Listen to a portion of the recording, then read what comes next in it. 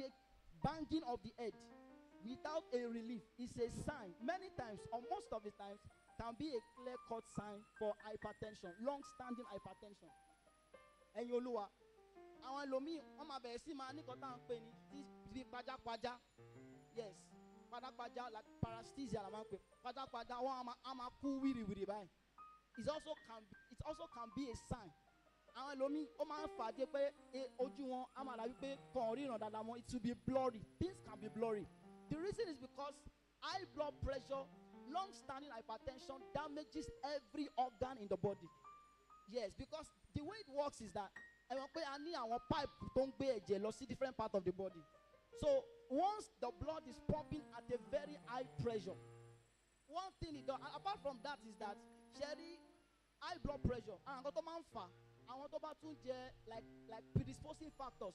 I want to be fatty food. Now, fatty food can cause what we call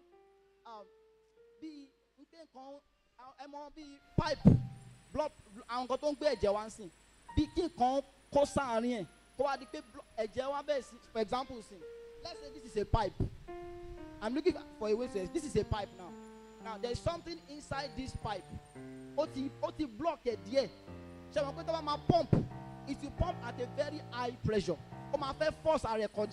So that is one of the reasons that we have some people just suddenly collapse, and then when they wake up, eventually they can't talk, they can't raise their hands. It's because of the part of the brain that is affected. So it's sugar no. The body people in your talk to the tambolong can also be a sign.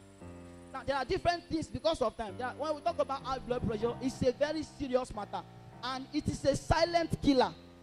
And everybody must do something about it. Because of the generation showing around 30 years, high blood pressure. I won't be in me. There's something we call gestational hypertension. It usually comes with what we call pre-eclampsia.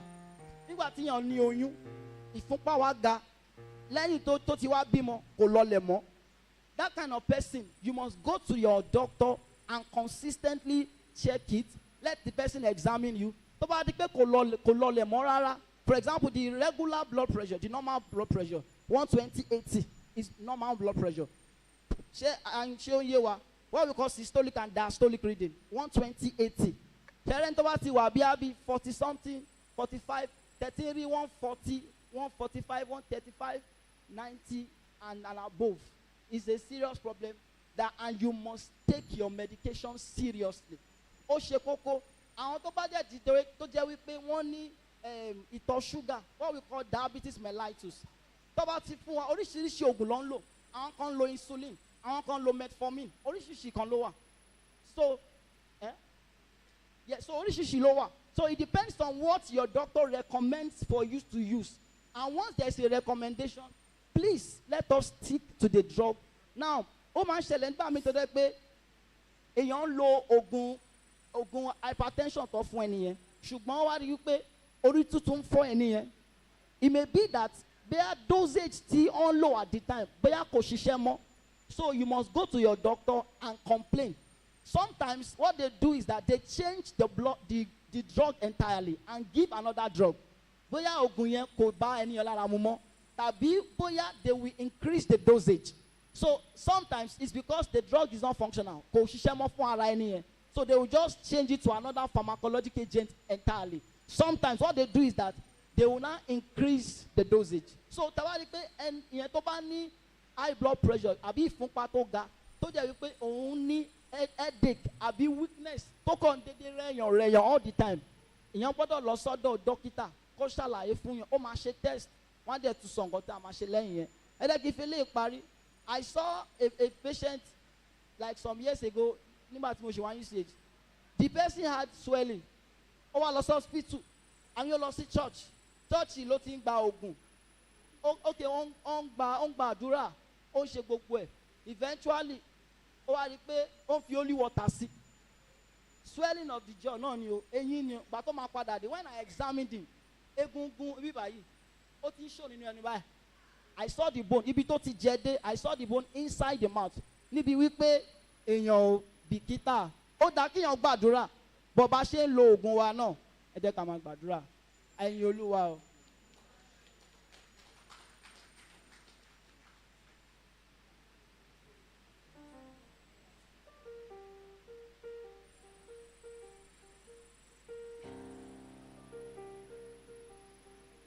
Ẹ̀yin Olúwa lógo. Ẹ̀yin Olúwa lógo. Ẹ jẹ́ ká yin Olúwa lógo lẹ́ẹ̀kan sí i. Mo ní ìgbàgbọ́ pé gbogbo wa àti ní ẹ̀kọ́ kan àbí ìkejì nínú gbogbo nǹkan táwọn dókítà wa àti nọ́ọ̀sì wa bá wa sọ. So nísìnyí láì fàkókò ṣòfò ẹ ká máa bẹ̀rẹ̀ láti béèrè ìbéèrè tí a fẹ́ béèrè. Kò bá jẹ́ nínú nǹkan tó sọ̀rọ̀ lórí sìn àbí nǹkan tó ń ṣe wá lára, anything please let's ask. So a ní láàrin ìsìn tí 20 ìṣẹ́jú.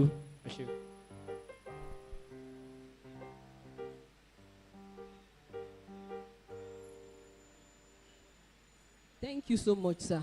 We really appreciate all the lectures you've been giving us. My question goes thus. Concerning tonsil, that's my tonsil, how are we going to prevent it, especially in our health? And how does our health contribute to tonsil?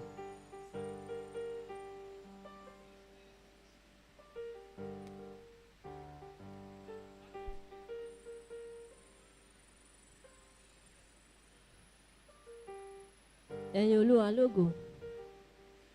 Àkọ́kọ́ dáhùn eléyìí náà. Wọ́n ní can illness be spiritual? Yes. Ó possible. Ṣùgbọ́n kó tó di pé èèyàn máa sọ pé ó possible, á ti níbi tí onítọ̀hún náà bá medical dé. Àwọn èèyàn gan mọ̀ wípé yes, eléyìí ti kọjá ọ̀rọ̀ hospital yìí. Because gbogbo test, series of tests ló ti máa ṣe. Gbogbo bá bá ṣe sọ pé do this, á ṣe, do that, ó máa ṣe. Then tí èèyàn bá ń gba treatment tí kò ní improvement, doctor gan ti máa forí gbárí pé ẹni tá à ń treat yìí kò wá improve, wọ́n lè refer lọ síbòmí. Irú ẹni bẹ́ẹ̀ wọ́n tún gbé lọ síbòmí tó tún jẹ́ pé the same thing náà kò tún sí improvement ń bẹ̀. Àwọn doctor míì gan lè máa ọkọ̀ lè máa sọ fún patient, wọ́n á máa wò lára wọn pé ṣé wọn ò ní sọ fún yín pé go to babaláwo or herbalist or any church. Wọ́n ní doctor jẹ́ sọ bẹ́ẹ̀ fún yín láyé pé take your patient to church. Ẹ̀yin gangan lè máa decide lọ́kàn ara yín pé yes níbi tá a bá dé ẹ jẹ́ ká fi tó Olúwa kún. So nǹkan tẹ́mi ṣe máa ń sọ fáwọn míì ni pé tí nǹkan bá ń ṣe yín tẹ́ bá ti ẹ kọ́kọ́ lọ fún medical first, ẹ gbìyànjú gbogbo kan wá ní kẹ́ ẹ ṣe, then ẹ wá máa fi prayer kún yí pé gbogbo ohun tó ti fún wa yìí Ọlọ́run jẹ́ kó bá wa lára mu. Lánàá tí mo wà lé táwọn Muslim ṣe kí ni tó máa ń ṣe ní 7 o'clock àbí 8 o'clock yẹn, mọ́ọ̀sì kan wà tó fèsì lé wa. In fact bóyá wọ́n ṣe talk ni mi ò mọ̀ bọ̀kùlẹ̀ jẹ́ talk lálẹ́ ni àfáàyẹ wa ń sọ wípé ọ̀rẹ́ dáàdì òun wípé ó sick, ó ní stroke. Instead tó máa fi gbé lọ sí hospital, ó dà pé pastor ni àwọn dáàdì wa tá à ń sọ yẹn, wọ́n gbé lọ sí church. After 3 months kò sí any improvement. Holy water, anointing oil, nǹkan tó ń lò fún yẹn being the pastor wọ́n ti wòye pé ogun ayé ni. After then nígbà tí bí àgbà tó lù ṣọ́ àgùntàn àbí dídà rí pé agbára ò ní ká nǹkan tá à ń ṣe yìí mọ́, wọ́n ẹ̀ṣẹ̀ wá ní kán wá gbé lọ sí hospital. Ṣé ti rí pé at the end máa yẹn wọ́n ní kò lo 24 hours gan lọ hospital tó ti dákẹ́.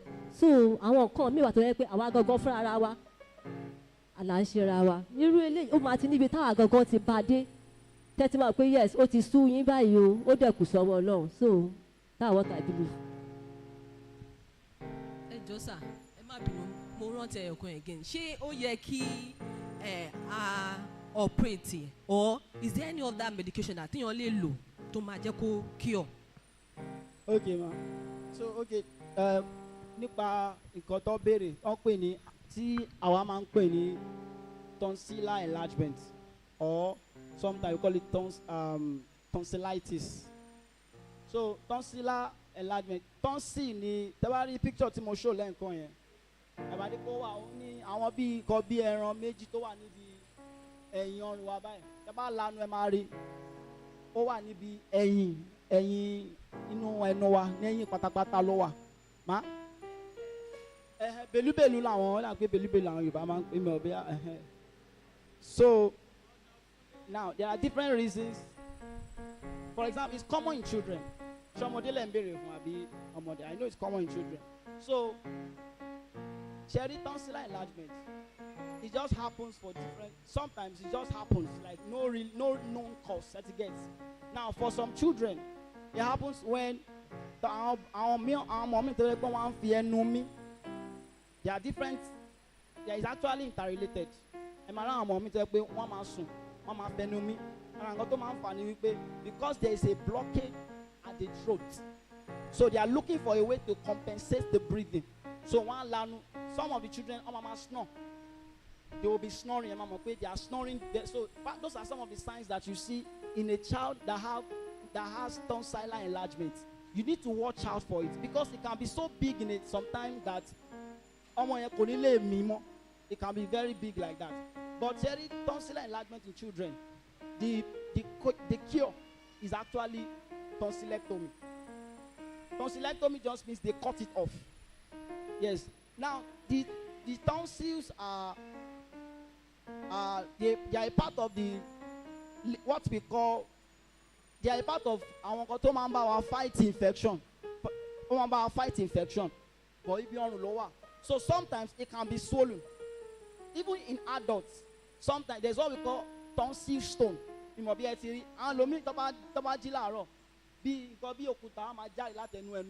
White. Anybody? Yes. Tonsil stones.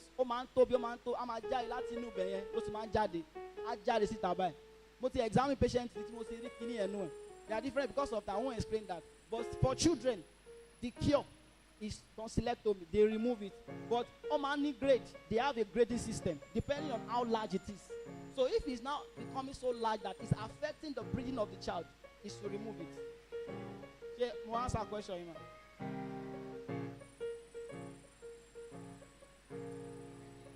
Any other question?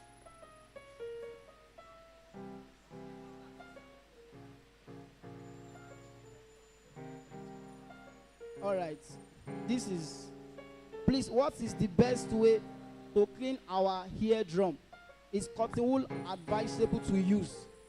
Well, number one, what we should understand is that in the physiology of the ear or the hearing system, the ear, it has what we call a self-cleansing capacity. What I mean is that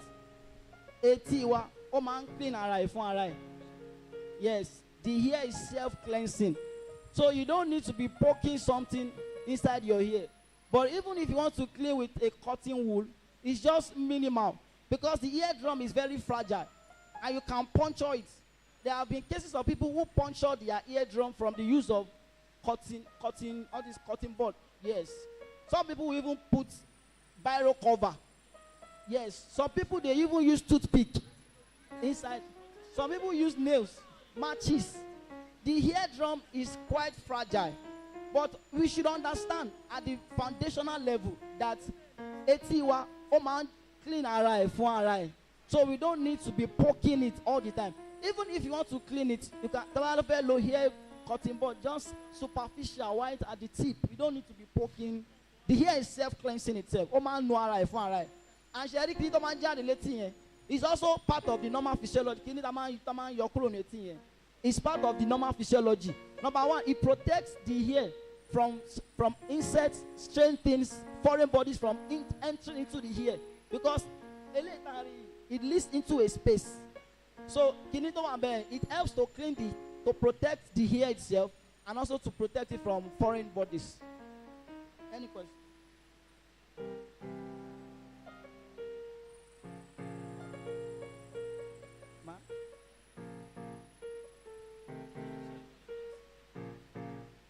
What causes constant sleepless night? What causes now this question, there is a barrage of answer for this particular question. I mean, there are several reasons somebody can have sleepless nights. In fact, many people, it can be psychological. I've seen different people that complain that they couldn't sleep, they're having difficulty in sleeping. But what I will just advise for this person is go and see a doctor. Now, when you see a doctor, they will now they will examine some medications. They will look at your medications, because there are some medications that can actually even alter because there are some medications that affect the neural system, the neurological system. So it depends on the kind of medication. There are several answers to this. So what I would advise, I can't give a specific answer, is that any to a question, call medical doctor, then secondly is that, can a slim person have high blood pressure? High blood pressure is not a function of whether you are slim or you are fat. Yes, there are, for example, we have what we call primary hypertension, we have secondary hypertension. Now, only predisposing factors. We don't know that this is a specific thing that causes high blood pressure, but we know that there are predisposing factors. One of it is salt ju, all those things. They are predisposing factors. Fatty food, fast food, preservative, all those things, they have a way of affecting the body in the long run. So, but we cannot say somebody who is that you are fat, you are tall, that you are slim is not a predisposing factor. But somebody who is fat, yes, has a tendency to have high blood pressure and even diabetes. Yes, that's why we always talk about body mass index, BMI. So somebody who is fat has a tendency to have high blood pressure. But it's not all people that are fat will have high blood pressure. But that you are slim is not a. Did I answer that question? Yes, is there treatment for low sugar without taking? Is there treatment?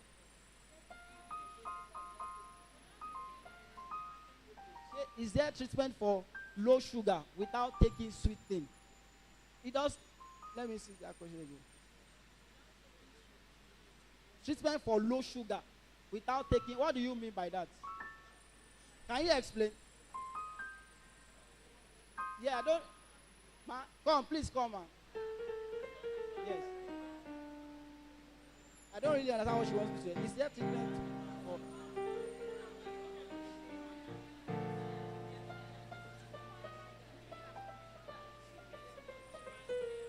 Okay, is there treatment for low sugar without?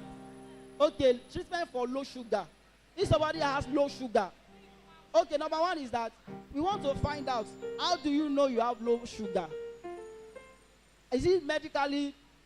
Yes, okay. You don't have it now. There are different reasons. Somebody can have low, like persistent, what we call hypoglycemia. Yes, consistent hypoglycemia. But you don't have to take sugar for it to go back. Number one is that you must go back to the doctor, and they must ascertain the cause of the low blood sugar, because there are different things. You only see roadside clinic. Somebody can go to a roadside clinic and test. Okay, this test is low blood sugar. Number one is that you cannot use one random test to ascertain it. You must do it within intervals.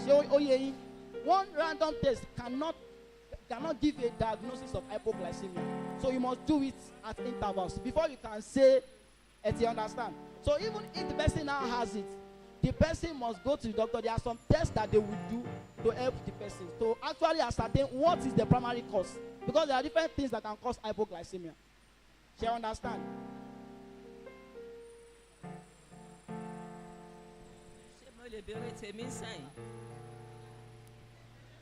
Is there anything like? Yes, there's something called low blood pressure. Yes.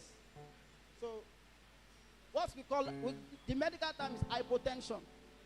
And there are also several reasons for that. Because of time, I can't go, but there is what we call hypotension. Hypotension just means there's a cutoff for hypotension, a particular value. So once the person has a blood pressure that is lower than that particular level, then we can say this person as hypotension when there is test at different intervals. In the same way, you can't make the diagnosis of hypertension with one test. You can't make the diagnosis of hypotension with one random test. So there's something called hypotension.